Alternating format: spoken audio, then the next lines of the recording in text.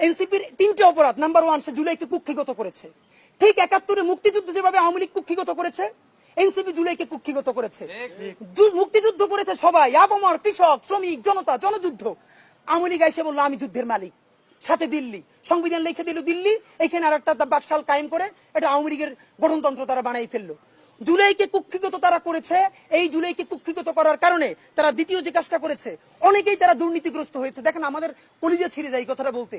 আজ থেকে 10 মাস আগে যেই ছেলেটা দেখেছি সারা গায়ে আঘাতের চিহ্ন জুলাইয়ের আন্দোলন করতে গিয়া, সেই সব ছেলে মেয়ে মাত্র 8-10 মাসের মধ্যে কিভাবে কোটি টাকার মালিক হইতে পারে, এই চিন্তা আমাদেরও ঘুম আসে না। 10 মাস তো, আরে রাজনীতি তো এখন 5 বছরের না, রাজনীতি তো 50 বছরের। কষ্ট করে বসে থাকলে আগামী বাংলাদেশ হয়তো আমাদের, জুলাই যোদ্ধাদের। এখন তারা যে দুর্নীতি করলো, তারা তো এই সরকার পড়ে যাওয়ার সাথে সাথে কেউ যাবে দুবাই, যারা ফ্ল্যাট কিনছে, হাউজিং এ প্রজেক্ট করছে, ওখানে ব্যবসা কিনছে, কেউ যাবে বিদেশ, যারা মাস্টারমাইন্ড হইছে। এই লক্ষ লক্ষ জুলাই জনতা কোথায় যাবে?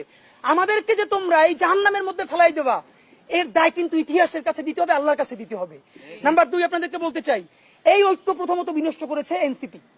এই যে জুলাইয়ের বৃহত্তর ঐক্য, কত মনে করে ফেসবুক একটা আছে, আগেও বলছিলাম যে ফেসবুক অ্যাকাউন্ট সব ডক্টর ইউনূসের কাছে জমা থাকবে।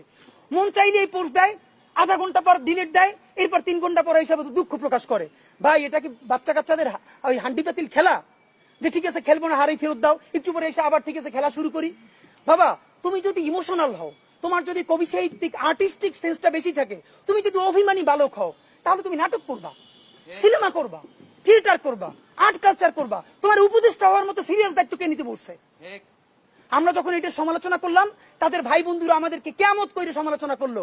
তখন বললাম ভাই, তিনি বিদেশ চলে যাবেন, যেই সব ছেলে মেয়েরা তোমরা দেশে আসো, তোমরা দেশে থাকবা, তোমাদেরকে মানুষ ভালোবাসে। ভাইয়ের রাজনীতি কইরা জনগণের বিরুদ্ধে যাইও না।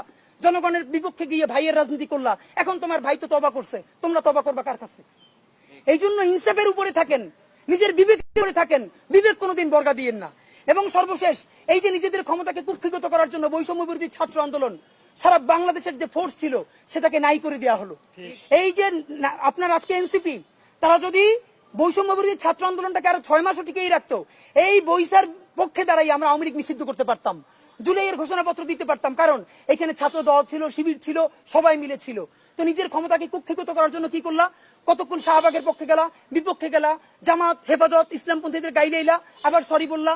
দেখেন কি আফসোস, আজ থেকে 4 মাস আগে তাদের কি ক্রেজ ছিল, এখন তারা পোস্ত দূরের কথা, রাস্তায় এসে দাঁড়াইলে অর্গানিক 100 লোক পায় না। এই যে তোমাদের সাথে 100 লোক নাই, এটা তো আমাদের জন্য আনন্দদায়ক না, এটা দুঃখ। জুলাই হেরে যাচ্ছে, সুতরাং এনসিপি কে এই দায় নিতে হবে। সর্বশেষ আমাদের প্রস্তাবনা বলি, এতক্ষণ সবাইকে বকাঝকা করলাম, সবাইকে বললাম কার কি দায় হয়েছে, কিন্তু জুলাইকে হেরে যেতে দিয়ে যাবে না। আপনাদেরকে একটা কথা বলি, এইবার যদি জুলাই হেরে যায়, আগামী 100 বছর এই দায় বাংলাদেশের জনপদকে বই বেড়াতে হবে। অগণিত মানুষ গুম হবে, খুন হবে, দুনিয়ায় নিউজ করার মতো কেউ থাকবে না। যেই সাংবাদিক বন্ধুরা এই নিউজটা পর্যন্ত করবে, সে মরে গেলে তাকে নিউজ করারও কেউ বাংলাদেশে ঠিকই থাকবে না। সুতরাং প্রশ্ন হলো, বাংলাদেশ বেঁচে থাকবে কি থাকবে না? জুলাই বেঁচে থাকলে বাংলাদেশ থাকবে, জুলাই না থাকলে বাংলাদেশ থাকবে না। এই পক্ষে দাঁড়াইতে গিয়ে যদি এনসিপি তো গণকেস, এনসিপি নিয়ে কথা বলে কোনো লাভ নেই। যদি আমাদেরকে বিএনপির বিরুদ্ধে দাঁড়াইতে হয়, জামাতের বিরুদ্ধে দাঁড়াইতে হয়, আমরা সমস্ত জুলাই জনতা নিয়ে আবার মাঠে নামবো। কিন্তু সাবধান, দিল্লিকে নতুন করে আমরা ফিরে আসতে দিব না। আপনাদেরকে জানাই আমাদের সুনির্দিষ্ট প্রস্তাবনা, এই সরকারকে মাত্র 3টে ম্যান্ডেট নিয়ে আগামী কয়েকদিন টিকে থাকতে হবে। ডক্টর ইউনূস, আপনি মনে চাইলেই পদত্যাগ করতে পারবেন না, কারণ আপনাকে ম্যান্ডেট দিয়েছে যে শহীদের পরিবার, আপনি শহীদ পরিবারের সাথে বসেছেন। বিএনপি বলুক, সেনাবাহিনী বলুক, সেনাবাহিনী আপনাকে সহযোগিতা যদি না করে, সেই দেশ সেনাবাহিনীর থাকবে। সেনাবাহিনী, আপনাদের প্রতি বিনীত অনুরোধ, আপনারা পাকিস্তানপন্থী সেনাবাহিনী হওয়ার চেষ্টা করেন। দেখেন, পাকিস্তান সেনাবাহিনী বেশি বেশি ইন্টারফেয়ার করার কারণে পাকিস্তান রাষ্ট্রটা দাঁড়ায় নাই, রাষ্ট্র হিসেবে ফাংশন করতে পারে না। আপনারা আল্লাহর ওয়াস্তে আপনারা ইনস্টিটিউশন ডেভেলপ করেন, আপনারা পৃথিবীর প্রফেশনাল শ্রেষ্ঠ আর্মি হন, কিন্তু আপনারা রাজনৈতিক স্টেক নেওয়ার চেষ্টা করেন না। ডক্টর ইউনূস সাহেব, আপনার কোনো এখতিয়ারই নাই পদত্যাগ করার, কারণ আপনাকে বসিয়েছে 1500-র অধিক শহীদ পরিবার, আপনাকে বসিয়েছে অগণিত অন্ধ পঙ্গু জুলাই যোদ্ধারা। সুতরাং আপনাকে বসিয়েছে যারা, আপনাকে ছাড়তেও বলবে তারা, আর কেউ আপনাকে ছাড়ার এখতিয়ার নাই।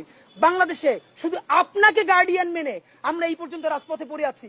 আপনি বিদেশ চলে যাবেন, আমরা যাব কোথায়?